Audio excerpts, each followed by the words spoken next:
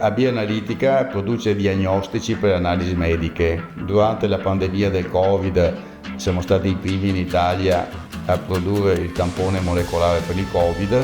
L'azienda è stata fondata nel 1990 a Padova in un progetto di efficientamento energetico che prevedeva l'installazione dell'impianto fotovoltaico, la costruzione di una cella frigorifera e la domotica, perché per noi questo è sempre stato un tema attivo nella nostra testa. È stato scelto il sistema di valore solare mi sono informato, è stato scelto per la qualità del prodotto, un prodotto che nel tempo si sarebbe ripagato con maggiori prestazioni. L'impianto è stato fatto in pochissimo tempo, praticamente è arrivata una squadra molto efficiente, in 2 giorni è stato fatto un impianto di una potenza di 47 kW.